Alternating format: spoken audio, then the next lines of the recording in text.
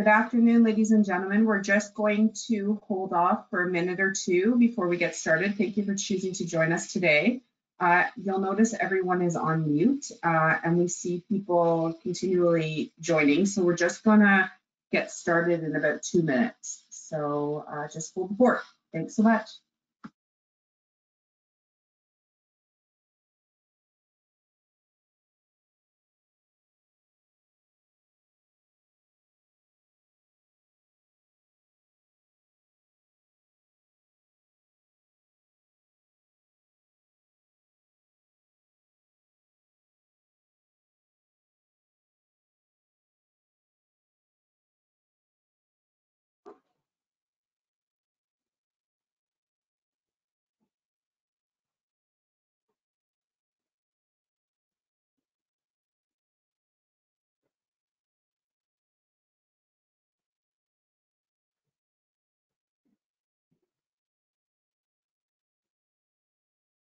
Okay, I think we're going to go ahead and get started. Thank you for choosing to join us today. This webinar that we're hosting today is called Navigating and Facing Our Fears, Living with ALS During COVID-19. We are very grateful for our guest speaker today, and her name is Melinda Brown, and she is a hospice and bereavement counselor at Acclaim Health. She is a registered social worker, and she's going to teach us how to address difficult emotions, managing our mental health while living or caring for someone who is diagnosed with ALS. We are very fortunate to have Melinda as a great community partner. She's done a lot of work for us in the past, and we are so grateful for you to join us today. So Melinda, I'm actually going to just hand it over to you and let you do your thing. Well, thank you so much. And thank you at the ALS Society for this opportunity to speak with all of you in this community. The ALS Society does so much for our clients in the community, and it is so appreciated, and I appreciate our collaborative role. So I'm going to introduce myself again. I'm Melinda, and I'm a social worker. I've been doing this particular role for about 6 years in Halton region, which is west of Toronto and a little bit north of the 401 is my specific area. And Acclaim Health, where I work, used to be called the Victorian Order of Nurses, and we can provide community health and PSW services in the community, Alzheimer's support and caregiver support, as well as community support services like mine in the community. So I'm going to start today's webinar actually with a land acknowledgement. Since in these troubled times, I feel it's important to remember where we began. So from the lands of the Anishinaabe to the Arawadaron, the Haudenosaunee, and the Métis, the lands surrounding the Great Lakes are steeped with Indigenous history. And we acknowledge and thank the Mississaugas of the New Credit First Nations for being stewards of this territory. And I'm going to apologize if I mispronounced anything there. So as was mentioned by Kim, I've been working with the ALS Society, and one of the coordinators there that I have a lot of contact with, her name is Lori, and she invited me a little while ago to one of the caregiver support groups that's on Zoom and the physically distancing groups that we've been having more recently. We've done other groups in the past, and they're always a great opportunity for me to learn from the clients that I work with, for us to share ideas. And she said to me afterwards, Lori, she said, Melinda, did you hear it? I said, hear what? She said, did you hear the fear underneath what everybody was saying? And so it's from that conversation from you that this presentation comes. And so remembering that this presentation is coming from us, is by us, is for us, from you, the families that I'm privileged to meet. So I see this presentation very much as an act of sharing. And so if you have questions or concerns afterwards, please don't hesitate to either contact me directly through the information on the screen or through the ALS Society. They know how to get a hold of me. I'm also going to mention that throughout this presentation, I am using examples from people that I have met in the community, but all identities have been modified somehow. The stories changed to protect the identities. So even though maybe one characteristic about that family might be true, maybe the words that they said, the issues that they're being presented with, those are shifted and changed to protect their identities. So it's not who you think they are. It's not what you think they say. Finally, throughout the presentation, I'm going to try and have some tips for what to do, how to manage certain situations. And I always suggest that we see what works for us, but ignore what doesn't and don't feel guilty about it. We're all different. We're all going to react differently. All right, so let's go.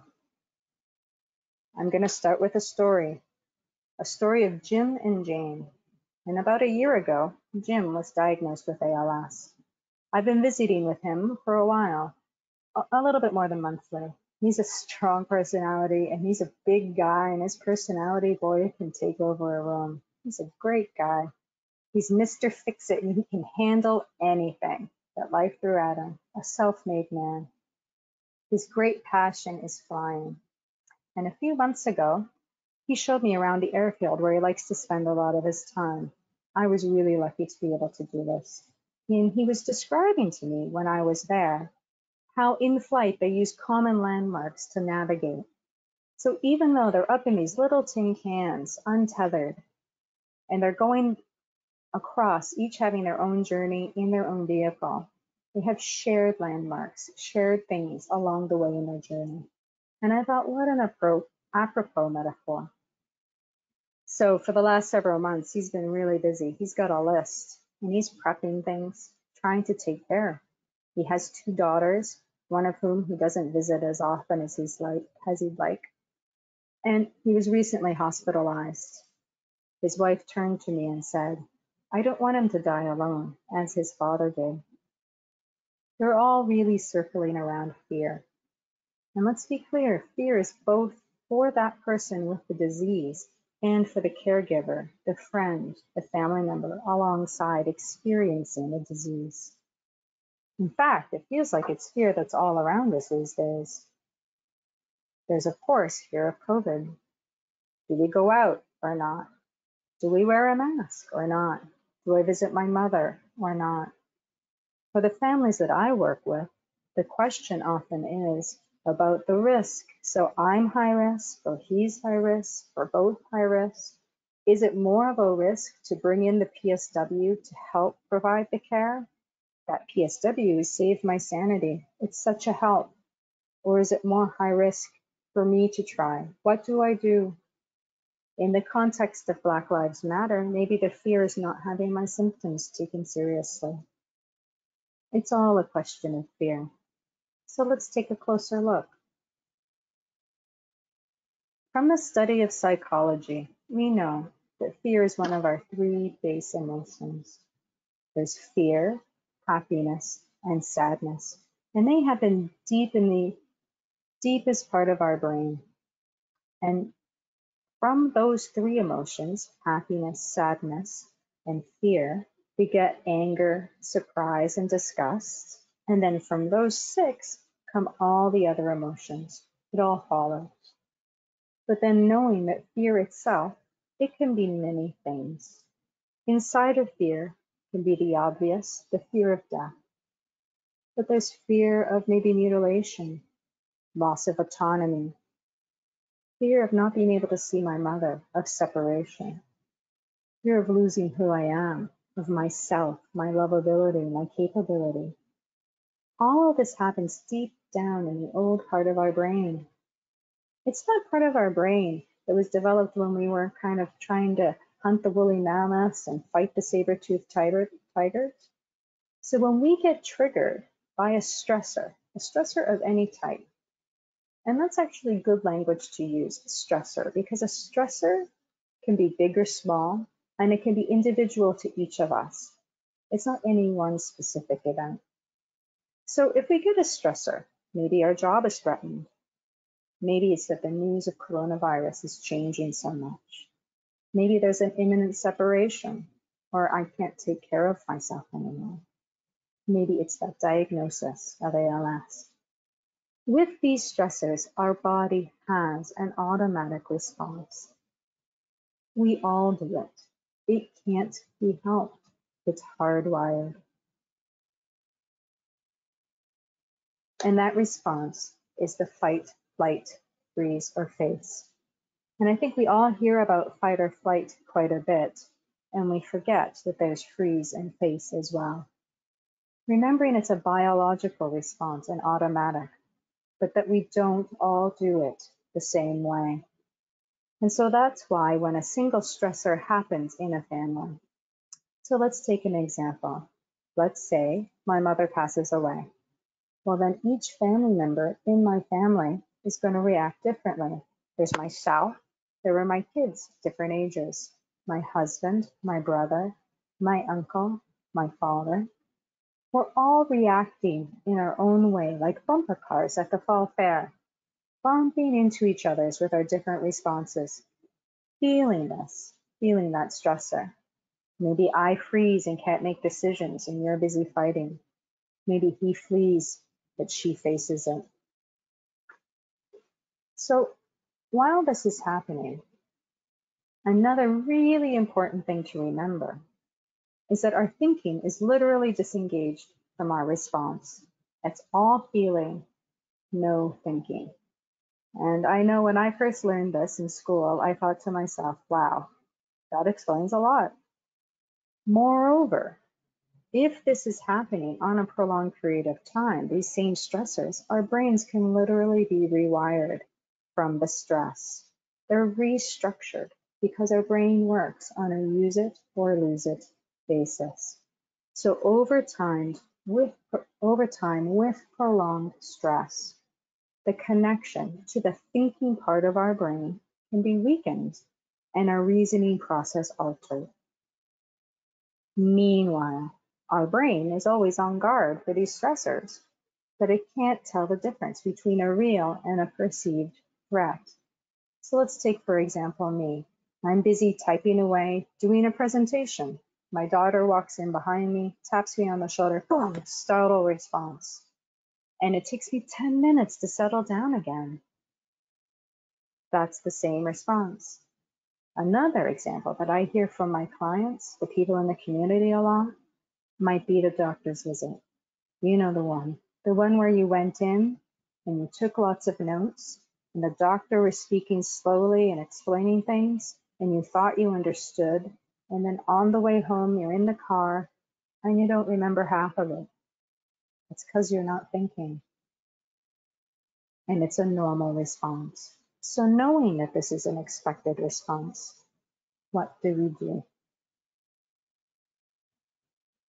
Breathe. Okay, now I know what you're thinking, and this is what I thought the first time too. Breathing, really? This is what you're going to give me? But it's true. The first thing we can do if we're feeling overwhelmed by a stressor is breathe. The thing is, it takes time. It takes time for information to get to the cognitive part of our brain from that feeling part. Just like that startle response when my daughter came up behind me. And sometimes it takes more than one or two tries for that information to connect. Also, we all have our range, what we're good with, our window of tolerance. And by breathing, we can actually widen that space, give ourselves more capacity. Breathing is a unique function. It's like hunger, it's automatic. We come out of the womb knowing how to do it, but we can also control it. We can decide to take a deep breath. So it's a fundamental, automatic, and controllable part of our bodies that unites the two sides of our nervous system, and it enables us to give our thinking brain some time to catch up with the emotions that we're feeling, so it can bring us back to ourselves. Sometimes we can hear important news and we feel like we can't breathe. We're hearing that a lot in the news these days. It's pretty powerful. So this is the one and only interactive part of our presentation today. I'm going to suggest that we all try and do this 4 square breathing together right now. I'm going to hold my hands up. Hopefully I can't see myself, so I'm going to hold my hands up. We're going to try it together. Breathing in for 4 seconds.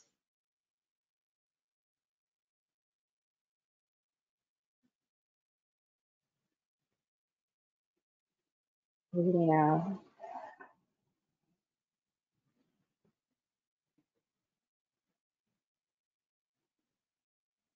For me, I can always feel my shoulders settle a little bit when I do that and just take a pause.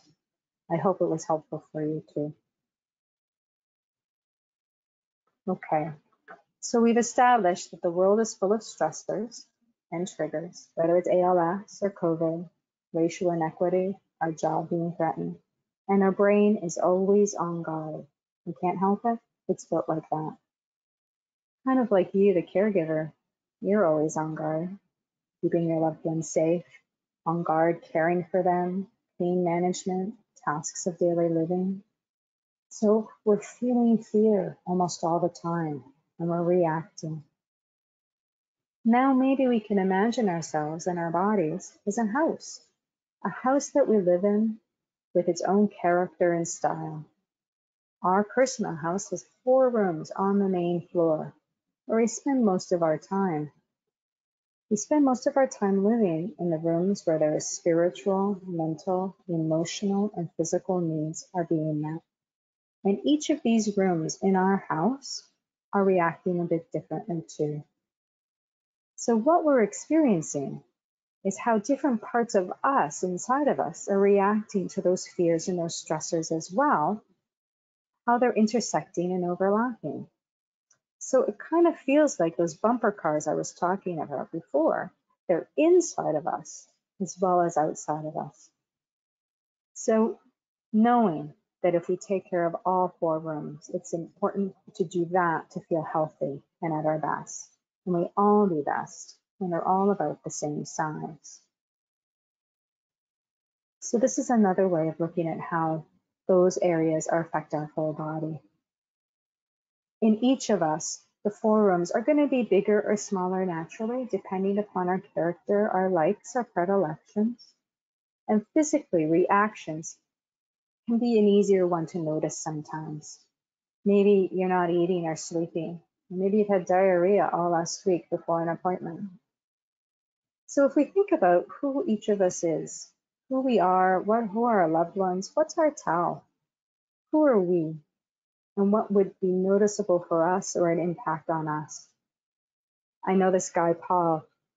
He's a physical guy. He was diagnosed with ALS about a year ago as well, an introvert. So if he becomes more quiet than usual, how would I know? But he's also meticulous in his health. He was very active physically. He cared for his diet, and he kept on working out and being careful in that way throughout the disease. So when I go and visit him, if I see him guzzling a beer with a big bag of chips, well, I know something's up. If he's skipping his workout, something's up. So that's an individual example. But we also need to remember that it's not just our bodies that are affected. Of course, spiritually and emotionally, we're touched as well. We all live with the effects of the overload of all of our stressors that we're all feeling now, and there are many layers. Maybe you feel there's no hope, or you wonder what's the purpose. Maybe we're angry at our God, or feel betrayed by a loved one. Maybe we feel it's unfair, because we thought if we worked hard our whole life, we would get that reward. Maybe the best practice care conflicts with my beliefs. Or maybe who I am, my identity and vital spirit, my emotional and literal breath is being challenged by this disease every day. So emotionally and spiritually, we're being challenged every day. And while on one side, we are feeling all of this, on the other side, intellectually, we can know and track the changes in our life. And so we live with this dissonance in our everyday lives. Like this woman I know, I like her at times. She's got this wry sense of humor. She's super smart. And intellectually, she knows she needs to tell her kids that she has ALS. But emotionally, I think she can't inflict the pain because she won't tell them. Maybe she can't face it. Maybe it's too much pain for herself to acknowledge for herself or for her kids. Whatever it is, it's just too much. So the trick for us in our daily life is to overlap those two sides, the emotional brain and the rational one, to where our emotions can be acknowledged and that knowledge can be used to have our emotional deep brain and our cognitive brain talk to each other and share information. And so this again is where that simple trick of purposefully breathing can help, because it gives us time for those two areas to overlap, for that wise mind to come into play. And so this cycle of fear keeps going. It keeps going up and down or around and around, feeling like rolling waves or a roller coaster. In ALS, maybe it started with the hand that's shaking, and then you can't button something, now you can't lift it. We're always having to get used to something new, aren't we? My legs started dragging, now I need a stair lift. And on top of that, we add COVID or the racial and social inequities. I remember those early days of COVID when it felt like every few hours there was new information, new rules, new fears. And I felt like I needed to keep in constant touch with my closest friends and family, just to verify, to acknowledge, to repeat what was happening. That was how I managed that situation, because it was just going around and around. What's new now? It can feel like it's too much sometimes. We're all experiencing personal change and emotional suffering, withdrawal from others, and that was before COVID. But through facing those fears over and over, we risk growth. And with this risk, with that growth, comes the resilience to face the next fear. But of course, it can get overwhelming. The body is reacting to stress in those 4 rooms, and they get filled up and it's out of control. And when that happens, maybe we get the shakes, maybe our heart pounds, maybe we can't catch our breath. But there's a word for what this is happening, what's happening here. It's called a STUG, a sudden temporary upsurge of grief. And it is a normal reaction to an abnormal situation, but it can feel like a panic attack. It can feel like you're losing your mind and control of your own body. But just by calling it by its name, well, we regain some of that control. And if we can find a safe place, as private as possible, to breathe deeply and lean into it, letting it do what it needs to do, let the shakes peter out, let your heart rate come back to normal. Because we need to remember this is being triggered by the same part of our body as that fight, flight, freeze based response. We're perceiving a threat. Our body, our heart, our mind is recognizing and reconciling the fact that there are profound changes happening in our life, that things are not as they were before, that we're facing threats. Remembering too that it's transitional, it's not going to last forever, and that we're going to need a few hours to absorb the hormones and brain chemicals, what's happening to our body. And we'll even need up to a full day for our cognitive process to come back to allow thoughtful reflection. A full day. Maybe your wife can't breathe at night and you haven't slept for a month and you're having a panic attack. And now they're happening more often, and it's always at night. It's always about the breathing you're worried. If you can allow that stressor and recognize it, rather than stifle it and say, I got to keep control, I'm going to do this to get back to sleep, allow the shakes to rattle through. If you can notice it, if it's safe, do that as an option. Because it's normal to have fear and to grieve the losses we experience along the way. Because what's happening? All this fear, it's about loss. We're acknowledging what we're grieving, and we're grieving in so many ways, continually throughout this whole experience, whether it's ALS or COVID. And as we saw with the cycle of fear, it's a continually changing situation. but knowing that grief serves a purpose. It helps us to integrate the loss, integrate the change and the frustration in our lives. It's supposed to hurt when we see our person, our loved one suffer. It's supposed to hurt when someone we love dies. So I'm going to go back and talk about our couple of flyers, Jim and Jane. She's afraid.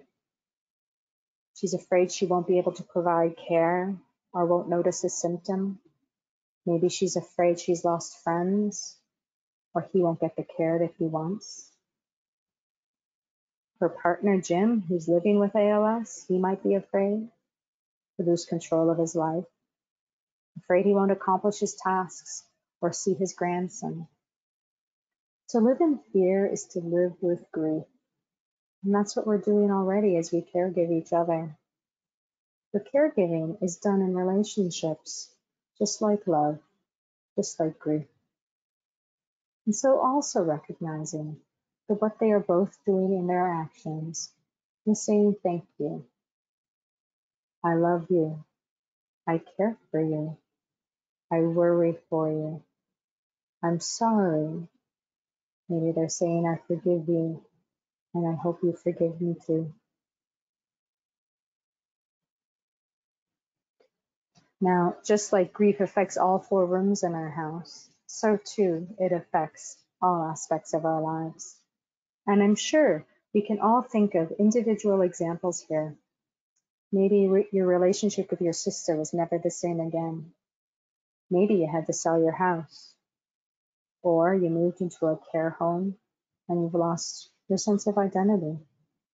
I know a couple where he is palliative and she's now moving into a retirement home about 30 minutes from where they live now. And it doesn't sound like much, but it's a completely different community.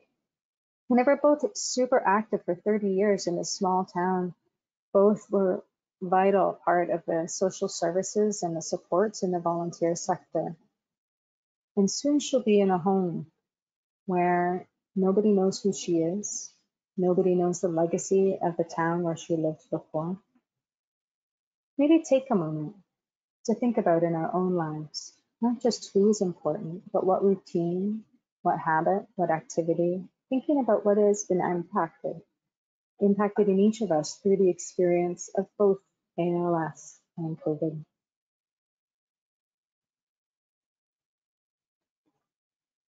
So grief, as I said, it can take many forms.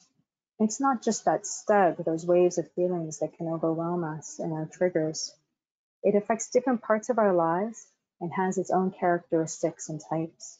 There's anticipatory grief, where we're feeling that the other shoe is going to drop. There's ambiguous grief, when we live in a relationship that looks like maybe what it was before on the surface.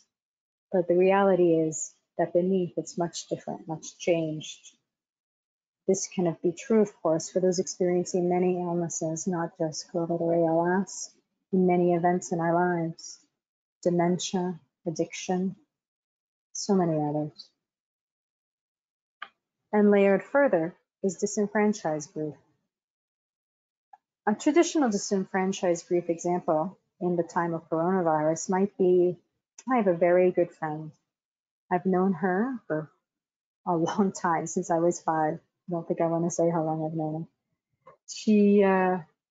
If she were to pass away, she lives in another country, so I couldn't go visit. Even if she lived here in Canada, the family ceremony of less than 10 people would mean that I could not participate. So then my grief would be disenfranchised because I could not participate, to celebrate, to recognize who this person was who was so important in my life for 50 years. They don't see or talk about the fact that you don't have sex anymore. Maybe they don't see that your wishes are not honored because she gets to choose. Or maybe that you're just as isolated as he is. So the key element to experiencing disenfranchisement is the lack of acknowledgement. And this creates a dissonance we're forced to confront in our daily life. And that dissonance circles back onto itself and compounds our grief. I know this other couple that's lived with ALS for a long time, maybe 12, and then the last 5 has been in and out of hospital as things complicated. She looked at me the other day and said, "It's not a marriage anymore." So when we're feeling this way, discounted, conflicted, overwhelmed, afraid, we can embellish and play, add sparkle to our memories and our thoughts. And that's what happens. We can turn them into something else entirely when we take them from that deep part of our brain and move them up into the thinking part. So we move them up into the brain and then we mess with them.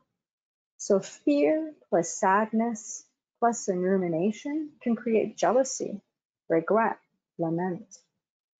We can all get pulled out of our natural shape into a self-blame bendy yoga pose. Memories and reflections can become, I should have done this, I would have done that, I could have been. So then when we breathe, going back to breathing, we give ourselves a chance to ask, is that real? Or am I doing an emotional backbend? And remembering too, that the moments when this happens, these emotional backbends, they can be everyday moments. They're not necessarily big events like that doctor's visit that I mentioned earlier. I was talking to a mom the other day. Her husband passed away last September. Her teenage kids were fighting about sugary cereal at the breakfast table. And she was saying, I felt so triggered. And after we talked about it, we realized it was because her husband would yell at her, even he was dependent on her care. Or maybe another example would be your dad comes into the house and he is caring and trying and helping and worried about you. So he's asking you about your money and can you handle this and what are you going to do? And you're thinking, wait, I don't need a reminder that I don't know what I'm going to do about my mortgage. I'm scared enough as it is. But sometimes in those moments at the breakfast table, that's not the time. We can't let those shakes out. We can't manage it then. So what we do is we bracket it. We choose purposely to manage it later, to think about it and process it later. In the moment, we see what it is, we notice, and we allow, but we process later and promise ourselves to come back when we're able, when we're feeling whole. So here we are with our emotions, our body and mind tugged in all different directions, keeping in mind the emotional and rational mind diagram that we had earlier, the one with the circles and the overlapping wise mind. Now imagine that's our heart and mind swinging back and forth, back to loss, forward to restoration, back to denial, forward to our new role, back to once was. Our emotions want us to go back to the past, even as our mind knows we can never go back.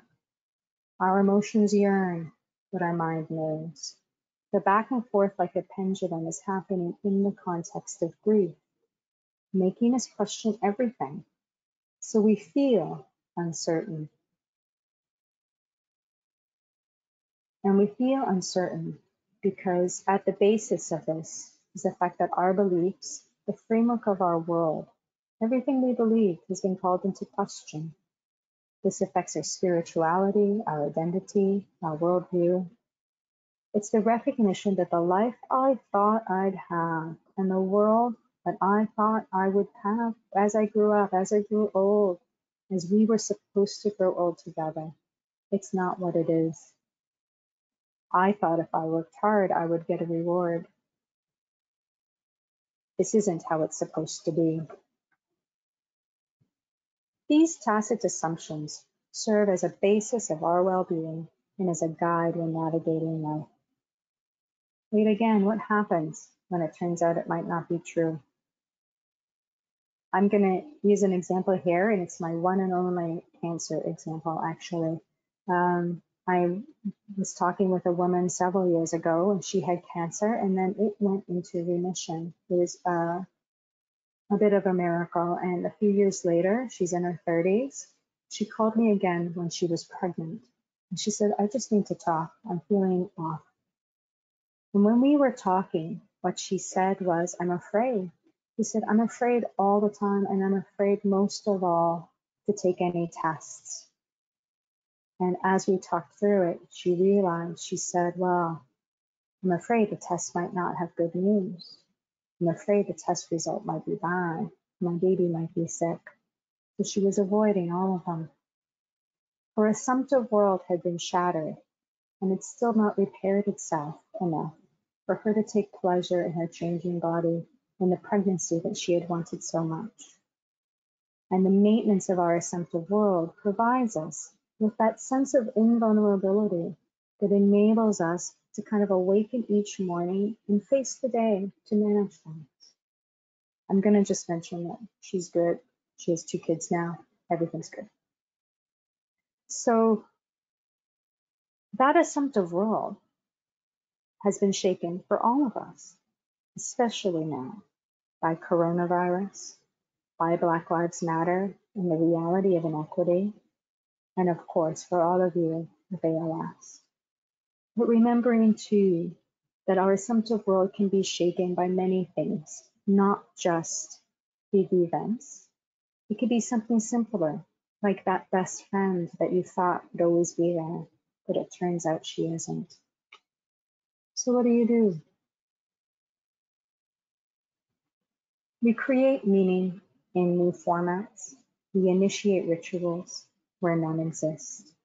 Rituals are so important, especially rituals where there were none before. Rituals are actions that a person or a group does repeatedly, and we've imbued them with symbolism and meaning. So the pattern and repetition itself has meaning, and rituals can be anything. Every day I have a cup of coffee in the morning with my husband. We sit quietly. He makes a pot or I make a pot. We're caregiving. We're saying I love you. We're spending time. Rituals could be a family vacation where they make sure that every year they lay on the dock in the dark on a clear night and watch for falling stars. For a flying couple, that sounds bad. For a couple with a flyer, I don't know. I'll have to think about that. For them, they have a Thursday night barbecue at an airfield. And for them, it's a feeling of collective couplehood. What that means for them when they can no longer go because of the advancing illness. So the ritual itself has meaning and purpose that reinforces our assumptive world and gives us purpose and strength. So that's tip number 4, rituals. And it's important to recognize that rituals can be anything. It could be that cup of coffee, and they don't have to be public.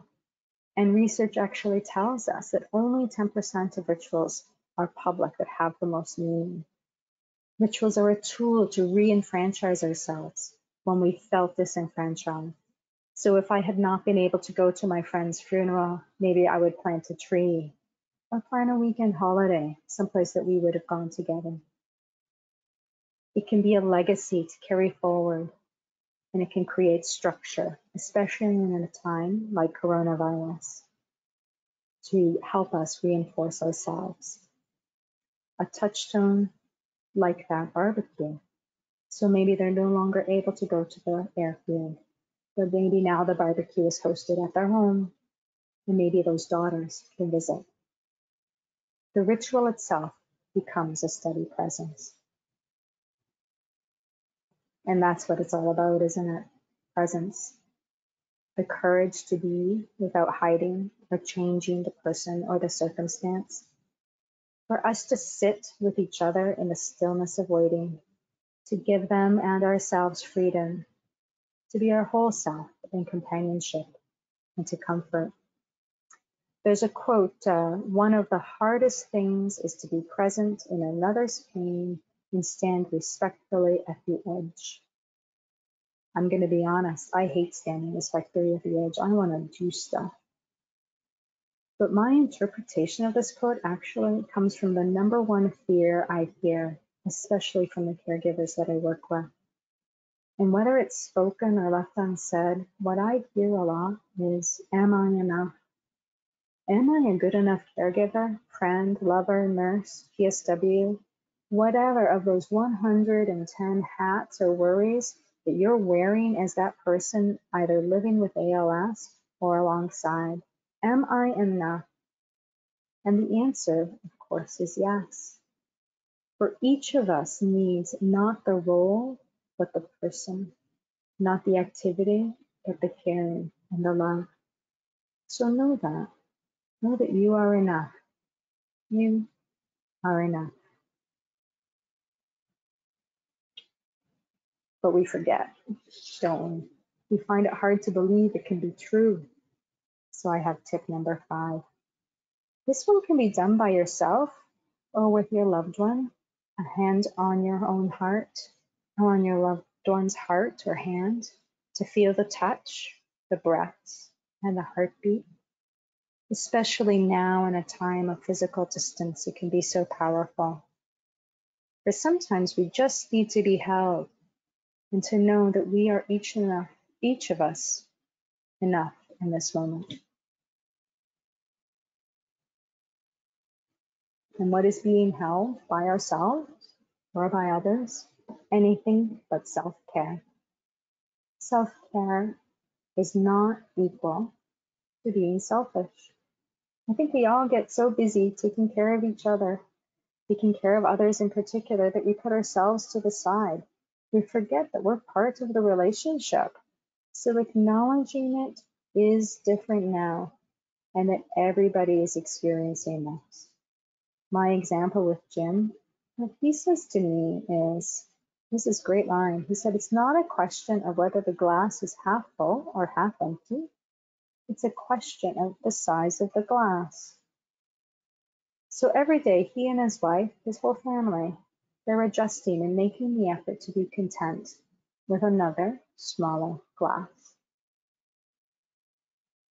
As a caregiver, it's important, and it can be a good tool, to emotionally disconnect the disease advancement from our caregiving capacity. Because we know ALS, it can be relentless. It's not like when our kids have a cold and we can give them cough syrup and then they're better. There's no connection. Yeah. With both ALS and COVID, there's a disconnection of the course of the disease. And of course, this is easier said than done, disconnecting those two feelings. We want to have a focus for our fear, for our anger. But it's important to keep enabling focus on the disease and not on the person. They're not connected. And knowing too that this is a recent thing, living with illness. It's a man-made invention. And like many man-made inventions, can be a little more complicated than maybe we anticipated. So tip number 6, to choose to recognize not just the loss, but what is also not lost. And to acknowledge that there is no perfect solution for any of this. Choosing to look forward deliberately with that pendulum back and forth. Deliberately, what do you see in front of you? Maybe you look forward to this evening when I'll try a new recipe, or we're going to watch Hamilton together. Maybe in a month, I'm looking forward to a scooter that will improve my mobility. Or maybe there's an ongoing project where I can look forward, like a deck renovation, so I can be outside, so I can hear the birds.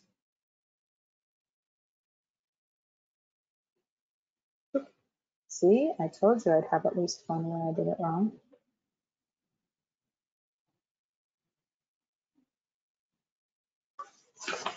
So recognizing that I am human and it's okay. I'm going to make mistakes, just like those slides. That was well timed. But by keeping my 4 rooms intact, it's going to help me care for my loved one and care for myself, which will help me maintain my house, my family, my friends, my world, going back to that idea of the brain and the neural pathways, and it's use it or lose it, because we are changing throughout this experience. And this is the tricky one, taking control. Oops, yeah, I went the wrong one. Taking control. Sometimes, especially for those of us who are caregiving, I think this is the hard one. But I'm going to suggest that just as compassion fatigue can be part of caregiving, so too can compassion satisfaction. Take pride. Take pride in the new habits, the new skills you've learned. Recognize everything that you've done in order for your family to get along, in order for this to work. So not just responding to the fear, but choosing and actively acknowledging how your life has changed and how that has created a satisfaction in yourself that you can do it. Because you're not a sponge.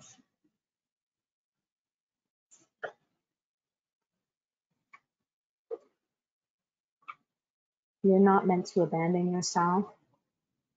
It's not just about you or him or her.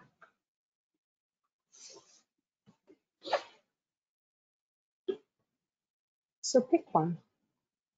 Allow your needs to change. There is no guilt. You can, over time, change what you need to satisfy yourself or to make yourself whole. All of it is okay. There's no right or wrong.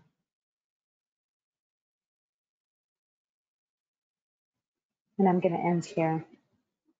This is a poem that I learned from Eugene Dufour. He's a hospice and bereavement counselor north of London, near Goderich and Baysfield, and he's been doing a series of lectures through the HPCO, which is the Hospice Palliative Care Organization of Ontario.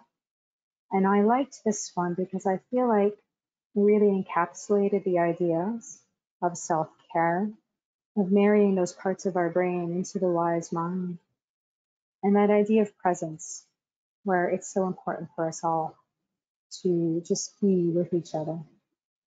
So I am one, but I am one. I cannot do all things, but I can do some things.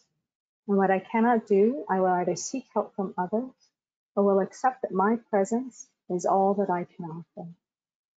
What I can do, I will do with my best wisdom and a continued belief that even the smallest gesture of caring will never be in vain.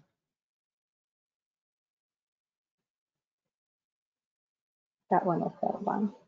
So that's the end.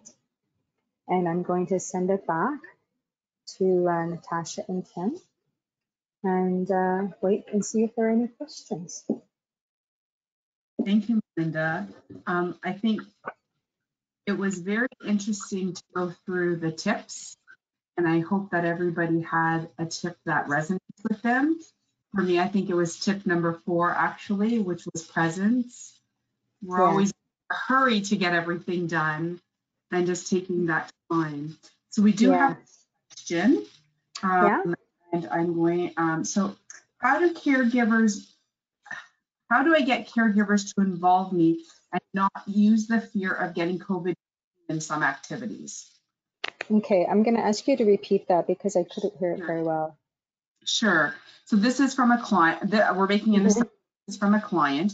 How do I get caregivers to involve me and not use the fear of getting COVID-19 in some activities?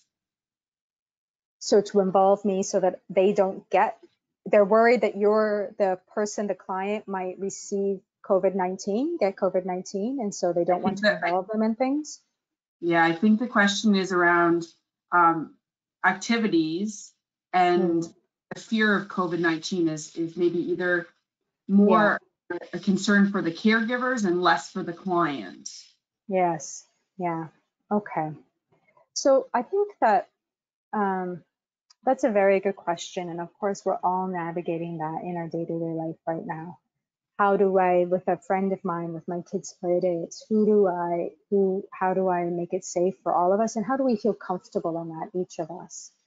And so sometimes one of the ways can be to ask, okay, so where do I sit on the scale of fear, right? So if I was to measure that 1 to 5, am I a 1 where I'm just going out and living life and not worrying about the mask or anything? Or am I a 5 where I'm really hunkered down and isolating myself and all those around me? And maybe there are gradations in between. So having an open conversation about what's my comfort level and what's your comfort level. So maybe I'm a 4 plus and she's a 3 minus. Well, would we both be comfortable just for an afternoon in that in-between space? Can they come over to my space and be a little bit more careful just for a day? Or can I go there and feel comfortable doing that? So part of it is that communication piece. Where am I? What are my fears? And what are yours? Another part of it, of course, is simply the respect to ask and to be part of the conversation in the relationship. So if we're not talking about other pieces where whether it's treatments or how this is impacting our lives, it's going to be even more difficult to talk about COVID and how that's going to affect whether I can go out or not.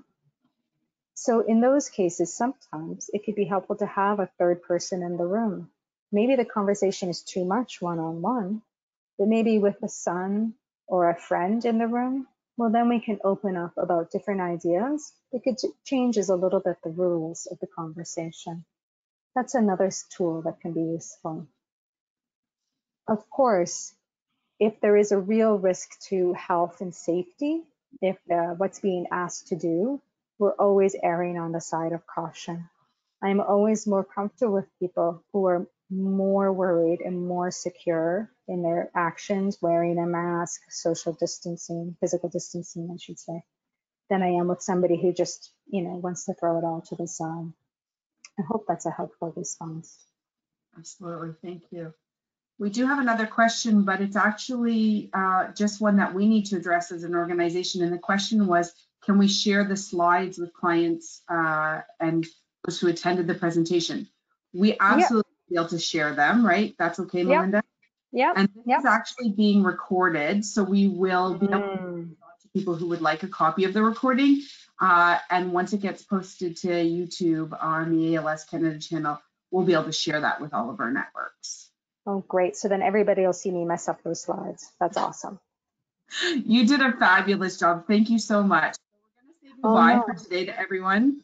Thank you so much for joining us. I'm so glad to see that so many people stuck around for the entire presentation, and clearly you've gotten something out of it. If you have any follow-up, you can either reach out to the link that you registered with, and Natasha will follow up with you, or you can reach out to your regional manager and they'll happily have a conversation and answer any questions you might have. And if we need to follow up with Melinda, we'll reach out to her. So thank you so much, Melinda, for taking the time today to do this presentation. Oh, no, thank you for the opportunity, and thank you to everybody out there. I really do appreciate all the efforts involved. Thank you. Thank you to everyone. Have a great, wonderful rest of the day. All right. Bye-bye. Bye-bye.